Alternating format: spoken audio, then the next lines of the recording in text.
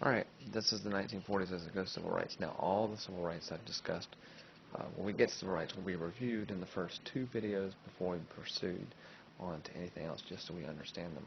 Civil rights is a major theme in U.S. history. There's going to be a ton of questions on the state test, as well as the AP exam if you're looking at this from AP stuff. Now, first let's talk about the Hispanics. In the 1940s and 1950s, the U.S. government came up with a program that was referred to as the Bracero program. Now, in Spanish, a brazo is your arm, so a bracero is someone who works using their arms.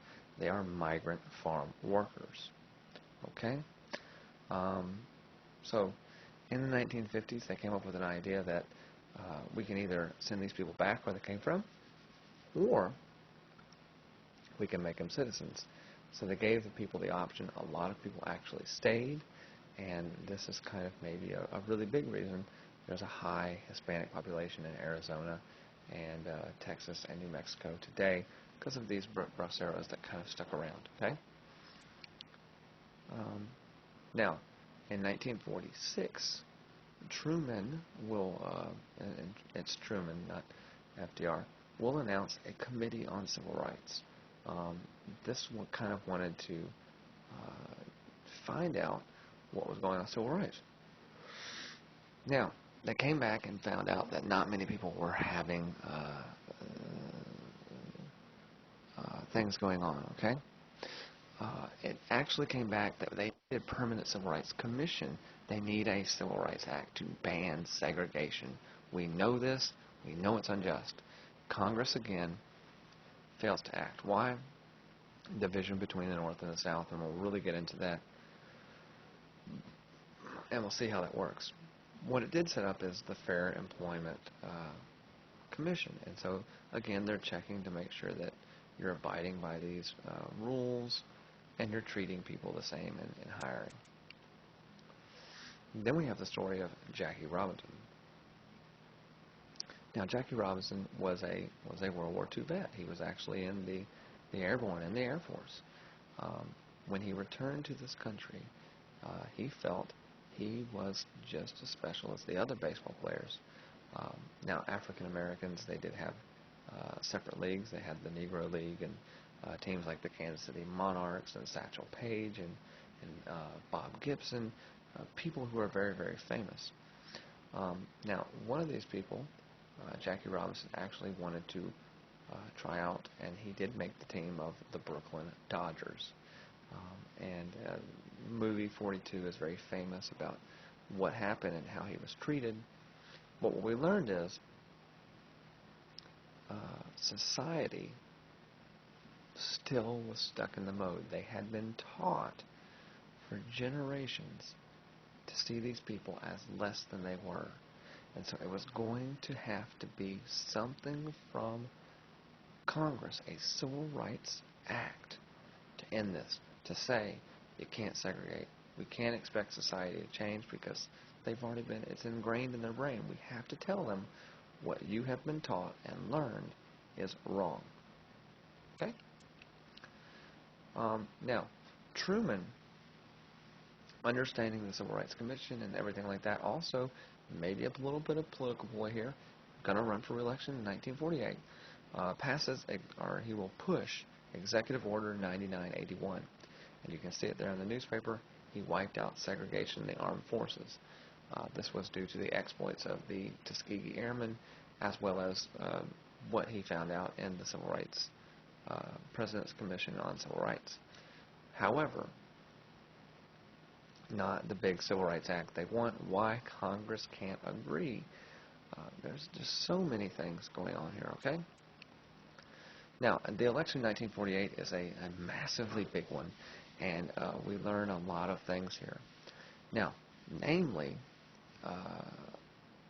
Truman was given a snowball chance in Hades to win because his party, the Democratic Party, split due to civil rights. We'll talk about the other group in a second. So the Republican, a man named Thomas Dewey, was expected to win. So when the reports started rolling in early on, it looked like Dewey was winning, but Truman won, and that's why this picture is so famous. Truman holding up a paper says he was defeated, and yet he looks very jubilant and happy. And so this is why it kind of lasts a little while, and people go, well, we can't get all the information in right now. You have to wait. Okay? Now, that group that broke off from the Democrats due to Truman's pursuit of civil rights, they call themselves the Southern Democrats and are kind of Dixiecrats for short. Now, you can see it in their political poster in 1948. It's on there 3 times. They feel that states' rights are the #1 issue. They didn't feel that a Civil Rights Act and telling the South that segregation was wrong should happen.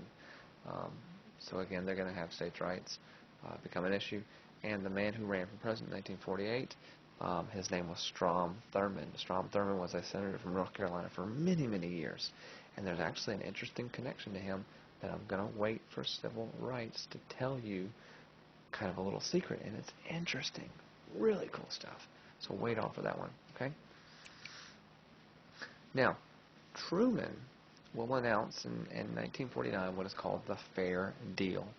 The Fair Deal is to package reform, much like the New Deal, etc. And so he does win some games in public housing, minimum wage, Social Security increases, but little else.